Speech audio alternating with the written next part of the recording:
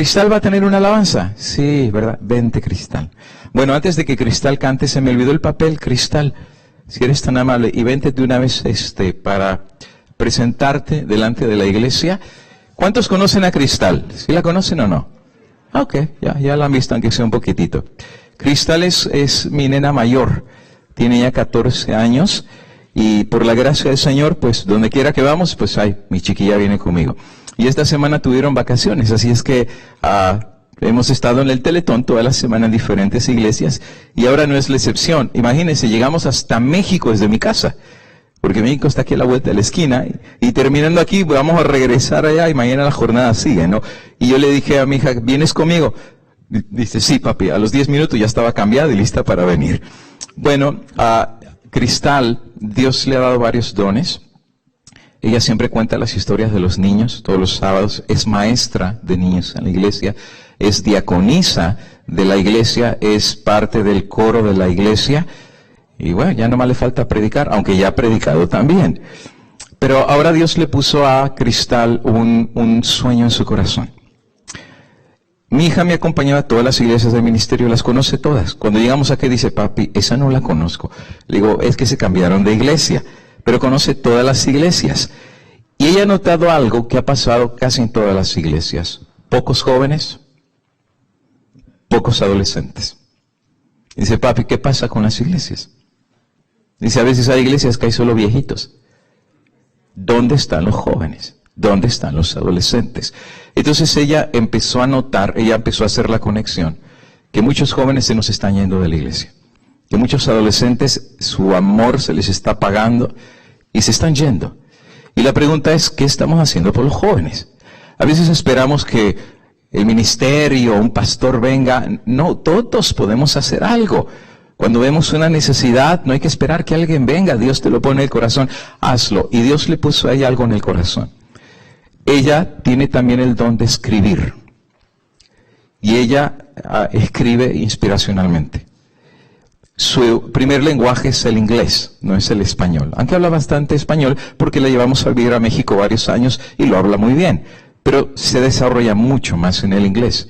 Dios le puso en su corazón abrir la primera revista, la primera revista en inglés cristiana de la verdad presente para los adolescentes. La revista se va a llamar Christ Teens. Ya tiene los primeros 2 volúmenes listos completamente en inglés y la revista va a ser completamente gratuita, no se va a cobrar un centavo. Todo su trabajo lo va a hacer por amor al Señor y por amor a nuestros jovencitos. Está muy interesante la revista, muy muy interesante, va a tener columnas, artículos, es de un adolescente a otro adolescente, dejándoles saber si se puede hacer la diferencia.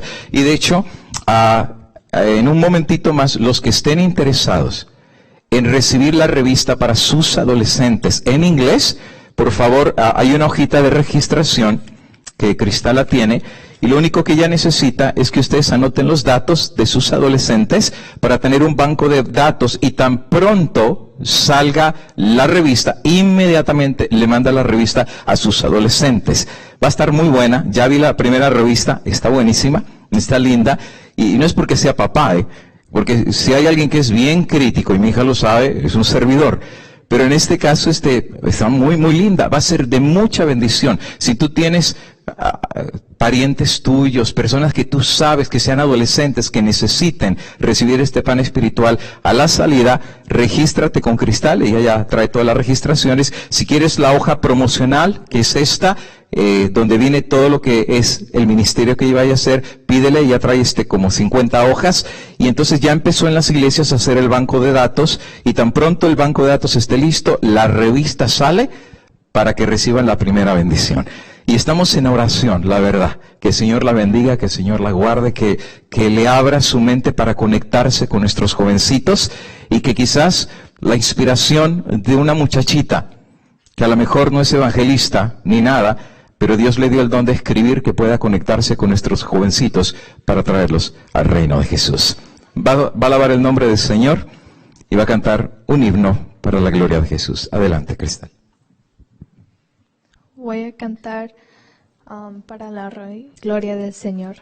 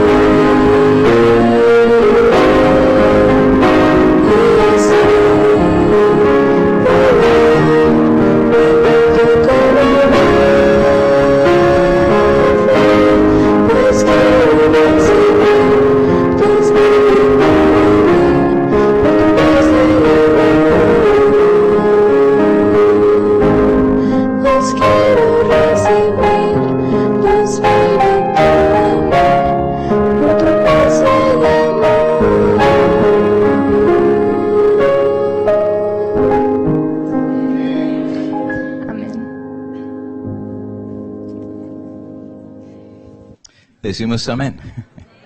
Bueno, no es fácil estar acá atrás, ¿eh? Pero bueno, Dios conoce el corazón y eso lo agradecemos. Bien, vamos a comenzar entonces en esta noche una pequeña meditación. Los que podamos, vamos a caer de rodillas, invoquemos al Espíritu del Señor. Vamos a orar. Buen Dios, amado Padre, gracias por el privilegio de recibir este lindo día de reposo en la presencia de Jesús. Perdona nuestras faltas, ayúdanos a poder ser victoriosos en el poder y la sangre de Cristo Jesús.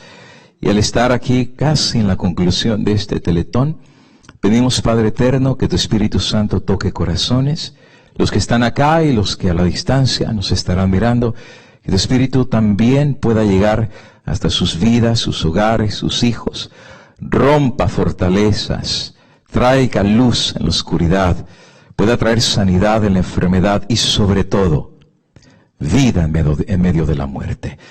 Háblanos por tu palabra, que tu Espíritu Santo esté con nosotros, y el que tenga oídos, que oiga lo que el Espíritu Santo dice a la iglesia en el sagrado nombre de Jesús. Amén, Señor. Amén. Gracias. Esta noche voy a estudiar con ustedes un pequeño y simple tema. El tema es un tema que me agrada. No voy a usar PowerPoint, lo voy a predicar a la antigüita, con la Biblia nada más. Así que ahora sí necesita su Biblia.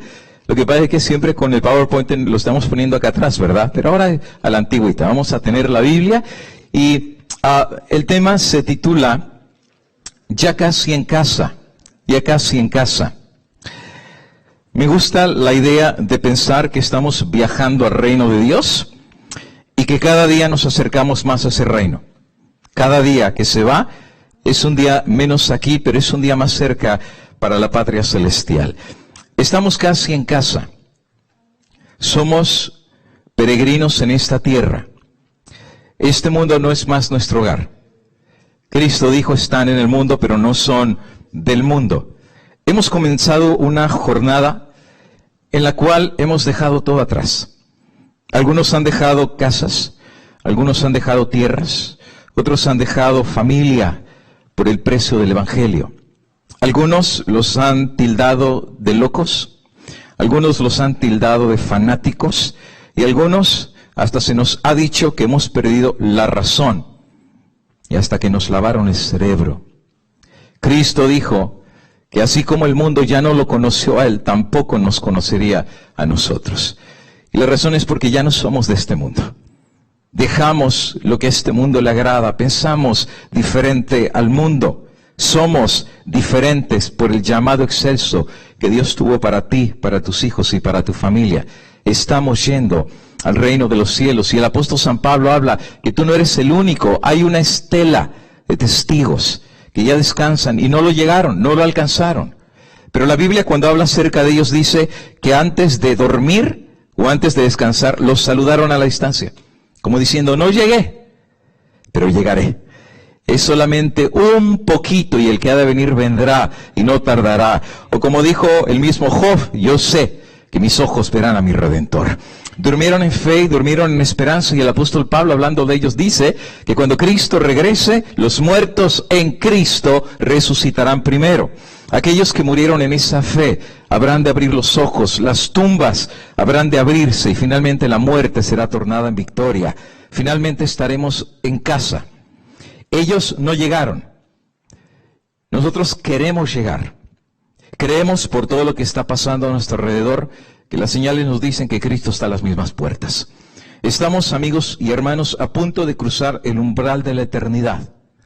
La sierva de Dios dice que los eventos finales van a ser rápidos. Una vez que comience la cadena, nada va a poder parar la sucesión de eventos que al pueblo de Dios que se preparó le van a decir que Cristo pronto habrá de regresar. Y sabremos que la última señal habrá de ser esa mano que aparecerá en el cielo. Es la venida de Cristo. Y a la distancia retumbará la voz de Dios, sacudiendo los mismos elementos de la tierra, y los justos reconocerán que esa voz es la de Dios, y que esa voz anuncia el día y la hora de su venida. Los demás piensan que es fragor de aguas o quizás un trueno, pero los justos saben que es la voz de Dios. Viene por los suyos y viene a llevarlos a casa. Finalmente, nuestros sueños y nuestra jornada aterrizará en el mismo aeropuerto. Somos hermanos de la misma jornada, corremos la misma carrera y recibiremos todos pronto la corona de la vida eterna. Sin embargo, al acercarnos al Jordán, al acercarnos a la prueba final antes de la entrada al reino de los cielos, Satanás sabe que no quiere dejar que la presa se le vaya. Y en la misma frontera de Canaán va a poner trampas al pueblo de Dios. Hay una historia, yo me recuerdo, de un colega mío, de una boda que tuvo de su hija. Se iba a casar. Me recuerdo qué contentos estaban para la boda. El lugar estaba listo, el vestido, todo estaba listo. Pero resulta ser que la mamá estaba viniendo de su país, pero la mamá no tenía papeles. El hermano de ella sí tenía papeles. Hicieron el viaje desde Sudamérica para venir a la boda. Entonces cuando llegan a la frontera, aquí cerquita, en Tijuana, resulta ser que ella no tiene papeles. Y el hermano le dice, bueno, como tú no tienes papeles y un coyote te va a pasar, pues yo cruzo contigo, a pesar que yo tengo papeles. Y entonces contrataron al coyote y el coyote los va a cruzar. La forma de cruzar no fue la mejor, los metió por la montaña a caminar toda la noche. La hermana, que no estaba tan acostumbrada a caminar tanto, pues caminó 1 hora y 2 horas y 3 horas. El coyote les hizo un receso. Pero ya cuando la hermana se sienta, los pies ya no los sentía. Entonces el coyote, después de un rato, dice, levántense y seguimos. La señora dice, yo ya no puedo. Pues se queda, señora. Yo no voy a esperar por usted. Dice, porque esta es la hora de cruzar. Y entonces se vuelven a levantar, caminaron otras horas. Cuando ya estaba casi por amanecer, la señora se recuesta, se quita los zapatos y los calcetines llenos de ampollas. Descansaron solo un poco y el coyote otra vez los hace levantarse. La señora ya no podía del dolor, las ampollas empezaron a reventar. Ya el dolor era demasiado. Para la tarde, el hermano de ella le dijo al coyote, ¿sabe qué? Usted va a tener que esperar a que mi hermana se recupere, ya no puede más, está casi sangrándole los pies. El coyote dijo, o conmigo o se quedan atrás. Y entonces finalmente cuando el coyote se va, el hermano de ella ve que está tan mal la señora, que toma la decisión de quedarse con ella. La vio tan mal que dijo, pues ya ni modo, no llegamos. Voy a buscar a la migración para que ayude a mi hermana. Y mira cómo son las cosas, que cuando los que cruzan no quieren que la migración los encuentre, es cuando los haya. Y ahora el que andaba buscando a la migración no la hallaba por ningún lado. Y caminó, y caminó, y caminó, vio un camino y pensó que ese era el lugar. Y al final de cuentas, pasó casi toda la tarde y parte de la noche hasta que a la distancia vio una patrulla fronteriza. Cuando llega la patrulla les dice, mi hermana la dejé abajo un árbol, vamos por ella. Regresen, no hay ningún problema, pero vengan por mi hermana. No le escucharon. Lo arrestaron, lo llevaron a la cárcel y lo dejaron ahí toda la noche. A pesar de sus gritos para pedir por su hermana que estaba en el desierto, no lo escucharon. El otro día finalmente van a buscar a la hermana. La buscaron y la encontraron. Seguía abajo de ese arbolito que la había dejado en el desierto. Ahí estaba recostada. Pero cuando la quieren despertar, la hermanita había perdido la vida. Se murió en el desierto. Cuando llegó la noticia a Chicago, me acuerdo qué feo que fue eso, ¿eh? Lo que iba a ser un evento de alegría se convirtió en una desgracia para la familia. De hecho, ni siquiera se casaron en ese momento, tuvieron que postergar porque había una desgracia, un dolor profundo en esa familia. Y sabes, amigo y hermano, eso me hace pensar, me pone a pensar. Vino de Sudamérica, atravesó varios países, llegó a Centroamérica, atraviesa Nicaragua, Panamá, Costa Rica y sigue avanzando. Llega a México, cruza por Tapachula y pasa a México de lado a lado, que son casi 3,000 millas, y llega a la frontera. Cruzó la frontera y le faltaba solo poquito para llegar al lugar donde los iban a mandar para Chicago. Y solo faltándole un poquito, perdió la vida. Casi llegó. Casi llegó. Ya cruzó casi todo el camino, pero casi llegó, pero en la recta final descansó. Muchos de nosotros, en nuestra jornada espiritual, Parece ser que hay una amenaza que nos pase lo mismo. ¿Cuántos habrán caminado 20 años en la fe y corrieron, perdieron familia, perdieron trabajos? Algunos de ustedes, sus hijos ya ni les quisieron seguir, pero siguieron corriendo, porque no quisieron perder la fe, porque quisieron seguir adelante.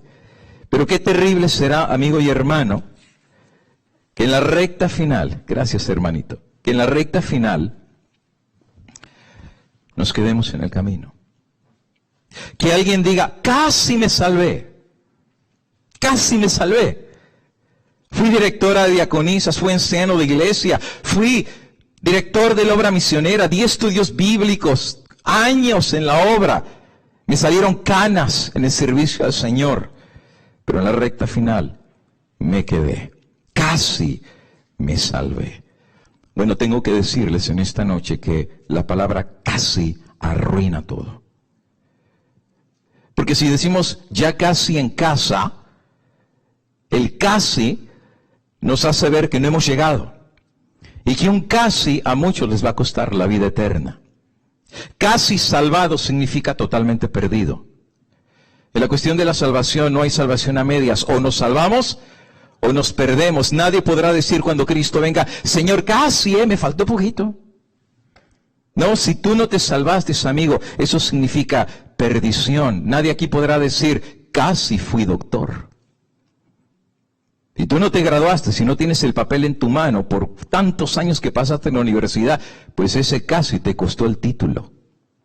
Recuerdo una vez fui a Chiapas y un señor me limpió los zapatos. Ya estaba yo sentado, dice, ¿quiere un periódico? Sí, ¿cómo no? Y me empezó a platicar, bien platicar el señor. Y me dijo que él pues iba a estudiar para abogado y la lista sigue, pero que en la secundaria pues ya dejó de estudiar y se metió a trabajar. Y dice, pero yo sé mucho de leyes, casi soy abogado. Pues sí, ese casi lo hace no ser abogado, no ser nada. ¿De qué sirve correr si no llegamos? Vale la pena correr, pero correr para llegar, no para quedarnos a la mitad del desierto. Hay una historia en la Biblia que se nos muestra el caso del pueblo de Israel, que le pasó prácticamente la misma experiencia. Los padres de ellos fracasaron y no entraron. Estaban cerca, salieron de Egipto. 30 días era para llegar a la Canaán terrenal. La tierra era buena, fluía leche y miel. 2 hombres cargaron un racimo de uvas, imagínate. Era buena la tierra.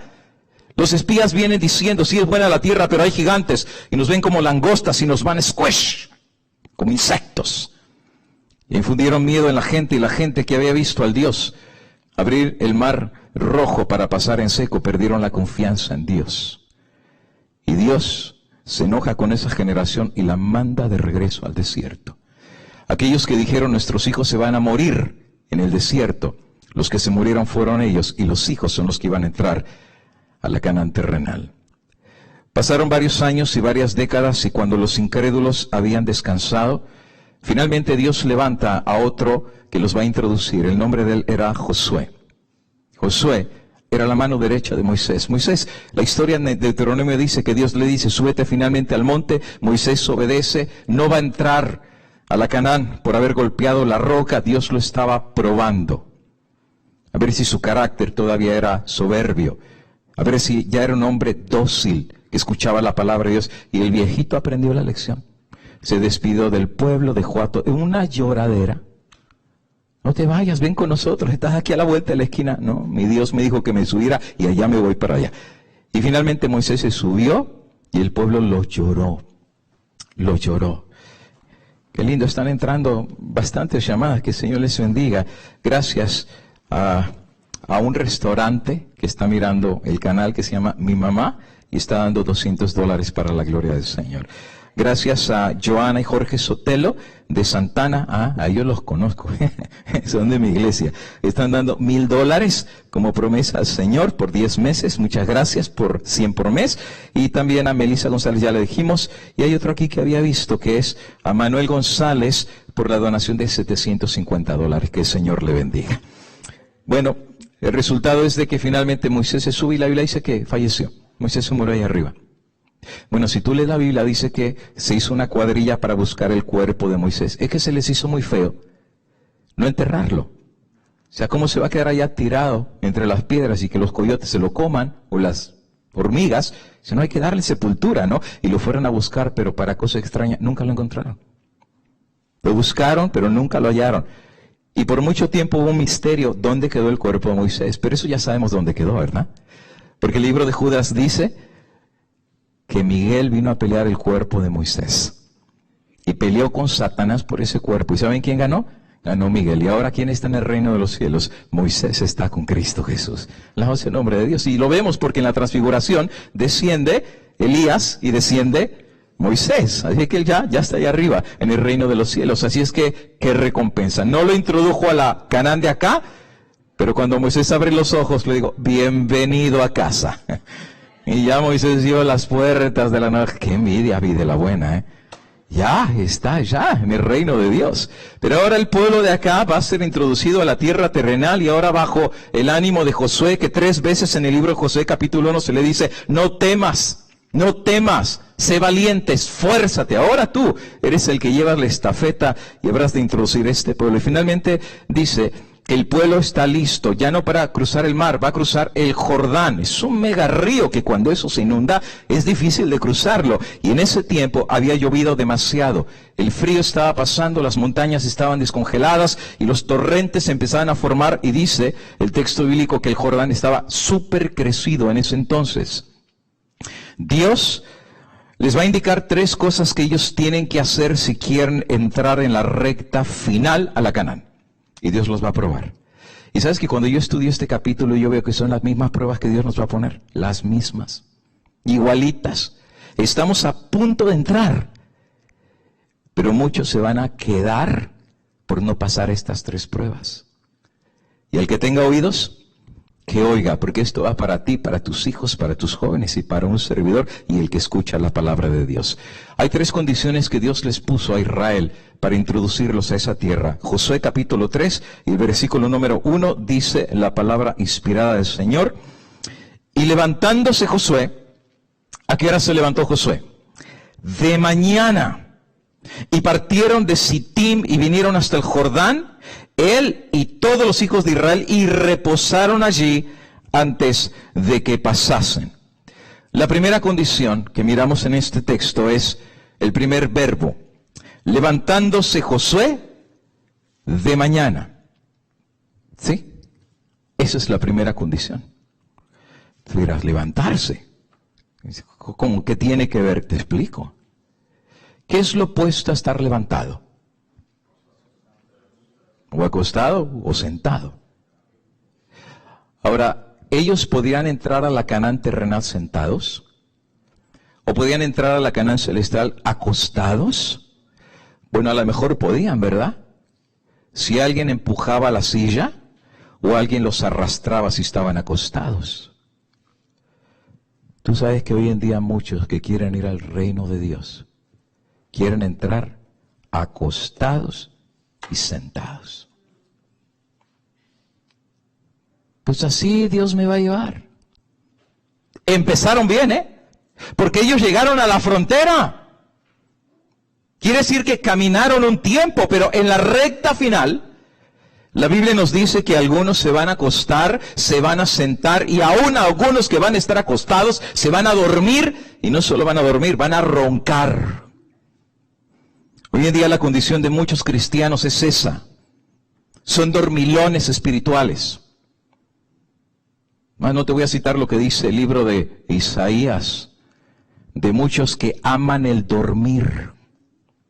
Les gusta dormir. Será por eso que el apóstol Pablo, hablándole a la iglesia, le dice, despiértate tú que duermes y te alumbrará Cristo. Llegó la hora de despertar. Si queremos entrar a la Canaán, llegó la hora de levantarnos. El hecho de levantarse significa romper la inercia. Significa romper la inacción. Si tú te vas a levantar, si estabas sentado, tienes que ejercer fuerza para levantarte. Tu cerebro le manda la orden a los pies, a las piernas, a los músculos. El cuerpo responde a la orden del cerebro y te levantas. El que está acostado requiere más esfuerzo, pero es el mismo trabajo que hay que hacer para levantarse. Porque aquel que no se levanta no puede caminar mientras esté acostado y mientras esté sentado. Hoy en día, tristemente, hay muchos padres que están sentados y acostados espiritualmente mientras sus hijos se están perdiendo. Hoy en día tenemos muchos entre el pueblo de Dios que no son capaces de levantarse temprano para leer la palabra de Dios a sus hijos y mucho menos tener un culto en sus hogares. Cuando los padres dicen, ¿por qué mis hijos no quieren venir más a la iglesia? Porque solo tú puedes seguir al que está moviéndose. Si tú no te mueves como padre, tú no estás sentando un precedente para que tus hijos te sigan. No hay un ejemplo. El hijo no va a seguir al que está acostado. El hijo no va a seguir al que está sentado. El hijo va a seguir al que está levantado y está caminando para el reino de los cielos. Este es un llamado para todos nosotros a no dormir, a no descansar, porque no sea que en la recta final nos quedemos en la misma frontera. Josué se tiene que levantar. Y aquí hay una segunda lección espiritual para nosotros. La Biblia dice que Josué se levantó y el pueblo se levantó con él. Este es un llamado a los líderes también. Elena de White dice que hay pastores dormidos predicándole a iglesias dormidas. Mucha de la culpa que a veces tiene la condición espiritual de las iglesias va en correlación con sus pastores. Y ahora sí la pedrada viene para acá. Hay pastores que han perdido su rumbo. Hay pastores que son pastores que no deberían ser pastores. Han perdido su conexión con Dios. Hay ancianos de iglesia que no deberían ser ancianos. Han perdido su conexión con Dios. Hay líderes de iglesia que no deberían ser líderes porque han perdido su conexión con Dios. Elena de White dice que nunca la iglesia espiritualmente llegará más arriba que la vida espiritual de sus líderes. ¿Es importante orar por los líderes? Sí, hermano. Es importante levantarte y orar por tus pastores, orar por los ministros, orar por aquellos que Dios ha puesto. Tú dirás, el pueblo solo puede entrar. Dios levantó a Moisés. Dios levantó a Josué. Dios tiene a sus elegidos que levanta para una misión y un propósito. Porque ellos tienen que dar el ejemplo al pueblo. El rey viene, es hora de despertar. Tienen que hacer un llamado a la reforma, un llamado a avivamiento en nuestro seno. Y hoy más que nunca antes, cuando la apostasía toca nuestra puerta, cuando el liberalismo entra por la puerta de atrás y la puerta de adelante, cuando el espíritu de mundanalidad ha absorbido a nuestros jóvenes y a nuestras adolescentes. ¡Jóvenes, despierten! Qué fácil ir a ver la película y hacer cola por 1 hora para sentarte en una película que te está echando a perder, pero a la iglesia no queremos venir. Eso se llama double standard y también se llama hipocresía. Y si algo yo conozco de los jóvenes, que los jóvenes no son hipócritas. Los jóvenes son lo que son. Y dirás, ¿y por qué no vienen a la iglesia? Porque muchos de ellos ven a sus padres dormidos y acostados. En un estudio que se hizo, ¿por qué los jóvenes dejan la iglesia? Muchos padres pensaron que los jóvenes se van de la iglesia por el pecado que hay en la iglesia, por los pastores que hay en la iglesia, por los chismes. El estudio arrojó que gran parte de la mayoría de los jóvenes que se van de la iglesia es por lo que pasa en sus casas. No ven una correlación entre la vida espiritual de sus padres y lo que es en la iglesia. Yo he hablado con muchos jóvenes, ¿por qué no vienen más a la iglesia? ¿Y para qué? Porque mi padre, que es una cosa en la iglesia, es otra en mi casa. El que allá yo lo veo predicando en el púlpito, hablando de amor y de cariño, llega a mi casa y a mi pobre madre hasta la golpea. Si yo no quiero la religión de él. No la quiero. ¿Por qué no vienes a la iglesia? Oh, mi madre, que usted la ve tan santa en la iglesia. Cuando llega a la casa, lo primero que hace es hablar de todo el mundo. Habla del pastor, de escuela sabática, del que canta. A todo le encuentra algo mal. Entonces, ¿para qué yo voy? Si ella misma ya me dijo que nadie sirve en la iglesia. Tiene razón. Mejor me quedo en la casa. Ay, hermanos. La Odisea está bien ciega y bien dormida. Porque mientras pensamos que estamos bien, el testigo fiel nos ve dormidos, roncando, ciegos, desnudos y hasta miserables. Por eso no hay reformas en nuestro pueblo, porque pensamos que estamos bien. Algunos se han acostumbrado después de varios años a pensar que la vida cristiana es venir a misa de 11 los sábados. Sí, los he bautizado a ellos como los adventistas 7-Eleven. Eso lo aprendí en Puerto Rico cuando fui a predicar a la iglesia central de Moca. Toda la semana prediqué, es una iglesia de 800 personas, venía gente, 40, 50, pero el sábado yo estaba a reventar. Eran las 9 de la mañana, medio vacía, eran las 10, medio vacía, pero llegando a las 11, eso se llenó. Y yo le pregunté al pastor, oiga pastor, ¿por qué a mí toda la mañana no hay nadie, en la semana tampoco, y ahora está a reventar y a las 11 llegó un montón de gente? Dice, ay pastor, es que aquí somos los 7-Eleven. ¿Y por qué 7-Eleven? Dice, porque siempre el adventista aquí llega a la iglesia el 7, pero solo llega a las 11. Muchos son adventistas, no del séptimo día. Muchos son adventistas solo el séptimo día. ¿Y saben lo peor del asunto? Que llegan solamente el sábado a las 11 de la mañana y lo único que están haciendo es ver su reloj cuando el pastor ya predicó 30 minutos. ¡Qué largo predican! Y que no predique gambeta, que es megakilométrico. 3 horas.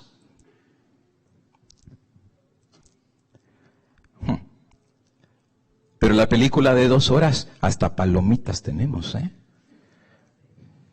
Ahí sí le entramos. Ah, y el partido de fútbol de mundial que se fue a tiempo extra, y los comentarios que fueron como, ahí sí, ¿verdad? Y que no se te atraviese tu hijo en el penal, porque en vez de entrar el balón a la portería es el zapatazo en la cabeza.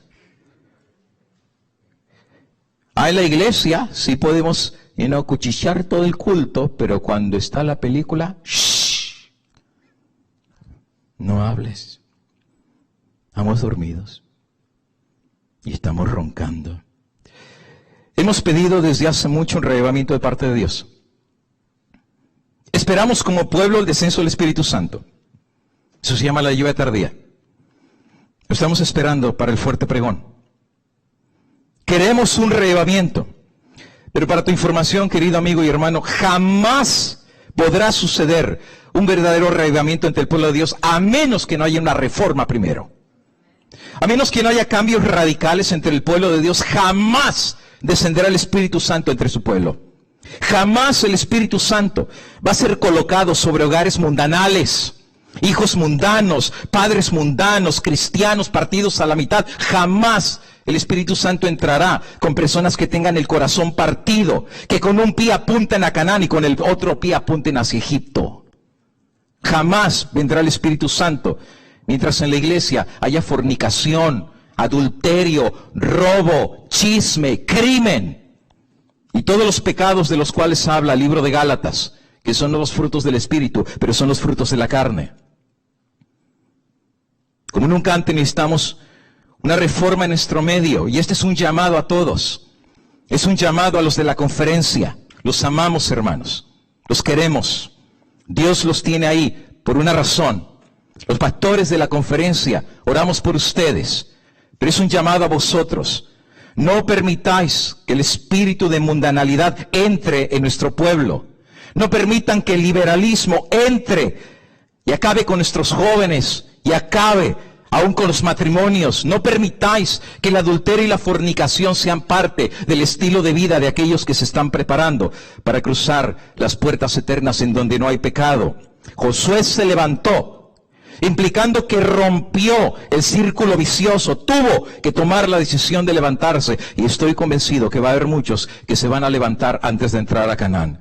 Van a ser reavivados por el Espíritu de Dios, un celo vendrá a ellos, levantarán la palabra de Dios, orarán como nunca antes, y las gotas del Espíritu Santo empezarán a caer en esos hogares, cuando verdaderamente las rodillas caigan diariamente ante la presencia del Eterno. El hilo sagrado de la fe que une a la tierra con el cielo a través de la oración hará descender sobre ellos el aceite sagrado sobre sus hogares y bendecirá a sus hijos. bendecirá sus matrimonios, bendecirá su vida espiritual. Hay una conexión entre el cielo y la tierra, pero nos tenemos que levantar. Hoy en día corremos el riesgo de estar indiferentes, siendo que nos acercamos más que nunca antes a las fronteras de Canaán. Hoy en día me da tristeza decir, y no lo digo con alegría, que hay personas que tienen 30 años en esta carrera y no han traído un alma a los pies de Cristo. Que habemos muchas personas, gracias hermanito, que conocemos el mensaje de la verdad presente, pero solo quedan las 4 paredes de nuestra casa. Qué triste es no estar levantados.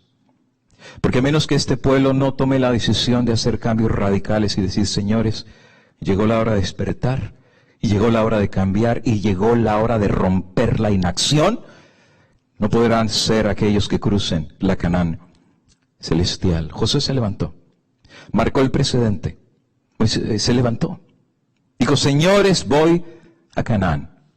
¿Quién viene detrás de mí? Y el pueblo se levantó con Josué. Este es un mensaje para nosotros, que cuando los líderes se levanten en las iglesias, en los distritos y en las casas, el Espíritu Santo podrá también levantarse con ellos. Y hará algo entre el pueblo, porque el pueblo se contagia.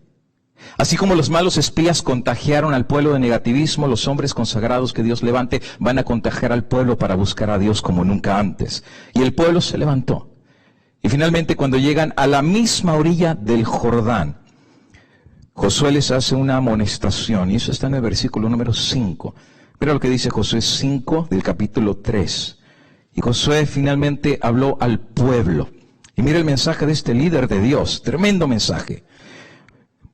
Con voz fuerte, potente y audible, Josué levanta este mensaje al pueblo de Dios y les dice, señores, señoras, niños, jóvenes, ancianos, viejos, libre, esclavo, todo aquel que quiera entrar a la Canaán terrenal tiene que santificarse. Santificaos, santificaos, santificaos es el mensaje del Señor, porque Jehová habría de hacer al día siguiente maravillas entre ellos. Y esto nos lleva a la segunda prueba antes de cruzar el río. La santificación. ¿Qué es la santificación? La santificación no es tener un monumento con una estatua parada ahí y decir que es un santo. En el término bíblico, la santificación es una decisión a apartarse. De hecho, eso es santificación. El que es un santo no es el que está en el altar. El que es un santo es el que voluntariamente decidió apartarse. Amigo y hermano, en la Canaán celestial va a haber muchas cosas que vamos a tener que dejar fuera de la maleta. No van a ir allá. El llamado a la santificación es abandonar lo que nos va a impedir entrar allá. Si no estoy mal, la Biblia dice que allá no va a entrar odio ni pecado. No va a entrar muerte ni dolor. Enfermedad y angustia tampoco entrará. Y hablando de la reforma pro salud, tampoco las carnicerías van a entrar allá. La muerte no existirá, y si allá no va a haber la muerte, ¿dónde tenemos que aprender a dejar la carne si no es aquí? El llamado a la santificación es un llamado a dejar todo aquello que va a ser una bola de acero atada a tus pies. Oh sí, hermano, Cristo dijo que es mejor arrancarse un ojo de la cara y entrar tuerto a la vida eterna que tener los 2 ojos e irse al infierno. Es mejor cortarse la mano y entrar manco al reino de Dios que tener las 2 manitas y perderte. Ahora, no es literal, ¿eh? No es literal. Es un símbolo. Qué interesante que en la parábola de rico y Lázaro, los que creen en eso lo ven como literal. ¿Y por qué no ven literal lo de cortarse la mano y sacarse el ojo? Ahí sí te dicen, es un símbolo, ¿verdad?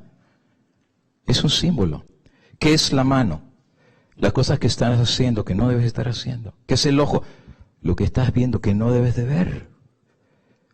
Hoy en día se ha descubierto cuántas personas en la iglesia son presos de la pornografía. Oye, jóvenes de nuestra iglesia, sucia su mente con pornografía. No les voy a decir en dónde, pero hubo una iglesia donde el primer anciano de iglesia, adicto a la pornografía. Hasta que pasaron años y el anciano vino a hacer su confesión. Pastor, no puedo ser más anciano porque soy adicto a la pornografía. Arráncate el ojo. Tienes que caer de rodillas y santificarte. Mucha gente espera milagros de Dios, pero no quiere quitarse el ojo. Mucha gente quiere milagros de Dios, no se quiere cortar la mano. Yo me recuerdo el ejemplo de un hermano en la iglesia, no voy a decir en qué iglesia, pero resulta ser que el hermano conocía el mensaje de la Reforma Pro Salud, porque no cocinábamos en la iglesia carne. Pero a este hermano le encantaba la carne de res en todas sus formas, tacos de asada, asados, cortaditos, con salsa y con tacos, y no quiero dar hambre a ninguno aquí, ni quiero hacer un llamado al viejo hombre, pero quiero establecer un punto, y el punto es que un día lo fui a visitar a su casa. Andaba mal su matrimonio, lo fui a visitar. Cuando llegué a la casa, la esposa me recibe, me hace sentar en la sala, y estando ahí sentado esperando que el hermano saliera, noto que en la parte derecha hay una torre que da vueltas. Y tenía CDs en cassette. Antes se usaban los CDs en su casa y se metían ahí y los guardaba. Entonces le daba vuelta y sacaba la colección y tenía una consola y tocaba la música. Y yo digo, pues, ¿qué de CDs tiene el hermano? Y dije, pues a ver cuáles tiene, ¿verdad? A ver si me pasa algunos, ¿verdad? Yo pensando, tendrá a Maranata, tendrá a los Heraldos del Rey, no sé. Y cuando le empiezo a dar vuelta, Vicente Fernández, quebraditas, bachatas, hip hop, pop, Luis Miguel, Cristian Castro, y la lista sigue. Y más daba vuelta la torre de Babel, perdón, la torre musical. Yo decía, ¿cómo es esto que un cristiano puede tener toda esta música en su casa? Pero no dije nada. El hermano salió. Me dice, hola pastor, ¿cómo está? Y como vio que yo estaba viendo sus discos, dice, no, pastor, no vaya a pensar mal de mí, es que yo soy raitero. O sea, yo tengo una camioneta y yo le doy ray a la gente a su trabajo y pues la gente me pide música y yo le tengo que tener selección. Y porque mejor no le pones selección de sermones o de himnos para que la gente vaya escuchando la palabra de Dios. Hermanito, quería platicar con usted. Sí, ya sé de qué va a hablar. De la carne, ¿verdad? Le digo, no era de eso, era de su matrimonio, pero pues también. Y dice, mire pastor, se lo voy a decir así de simple. Sí, así que pare bien la oreja.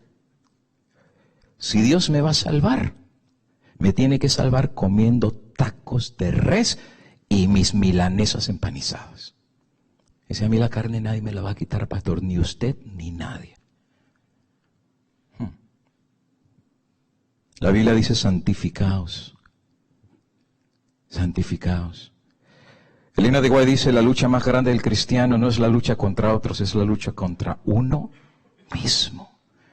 La pelea contra la carne, los deseos que te llevan a un lado, pero el Espíritu te llama, pero también el mundo llama. Y amigo y hermano, yo sé que los que estamos corriendo este camino, a veces hay distracciones. Estás corriendo y te llama una distracción y te llama y te hace perder el rumbo del llamado que Dios tiene para ti. Pero si queremos entrar en la Canaán celestial, el llamado de Dios, así como fue hecho para Josué y su pueblo, es el mismo llamado para el pueblo del día de hoy. Levantaos, dice el Señor, santificaos, dice el Señor, limpiad vuestra casa, limpiad vuestras cazuelas, limpiad a vuestros hijos, limpiaos las manos. Y la razón por la cual Dios pide santificación, porque mañana habrá un milagro. Si el pueblo no se santifica, el milagro no puede pasar. Así es que Josué es claro, la orden de Dios es un llamado a la santificación. Y alabado sea el nombre del Señor, que el pueblo se santificó. El pueblo escuchó noblemente, no era la misma generación pasada. Los otros eran rebeldes, los otros eran murmuradores. No, esta generación aprendió su lección, eran los hijos de ellos. Aprendieron la lección. Cuando Dios te da una orden, no es para cuestionarla, no es para dudarla. La palabra de Dios nunca está para ser debatida. La palabra de Dios está para ser obedecida. Si Eva hubiera sabido que la palabra de Dios era para obedecerse, nunca se hubiera puesto a hablar con la serpiente. Nunca hubiera entrado en relación con ella, nunca se hubiera puesto ese diálogo que terminó llevándola a pecar contra Dios. Lo único que le hubiera dicho, perdón, Dios habló, yo lo creo, fin de la discusión, bye bye. Pero el hecho de coquetear con el pecado, el hecho de decir, ¿qué tiene de malo? Que parece ser que hoy en día es el moto de muchos en la iglesia. Dice la hermana que le gusta enseñar las piernas. ¿Y qué tiene de malo la minifalda? Son solo 3 dedos arriba de la rodilla. ¿Qué tiene de malo? O como me decía una hermana, es que pastor, el que no enseña no vende. Y pero hermana, yo no sabía que usted era tienda. Y hasta me da risa que hay algunas iglesias que las hermanas vienen de minifalda y todavía la suben al púlpito. Y ahí están las hermanitas en la plataforma tratando de bajarse la falda. Hermana, ¿qué le bajas si no tiene tela? Si no quieres que te vean las piernas, ponle más tela a tu falda. Pero hoy en día la mundanalidad ha entrado al pueblo de Dios. ¿Y sabes qué es lo peor del asunto? Que más vemos las cosas y no les llamamos por su nombre, nos acostumbramos a ellas.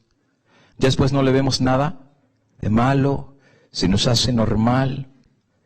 La hermanita que empezó a pintarse y que agarró sus pinturas primero para cubrirse los granitos y bajo la excusa de, pastores, que solo es una manita de gato, terminó siendo manita de tigre y de león. Hace muchos años a las hermanas adventistas se las conocía por su forma de vestir, por el no uso de joyas y por su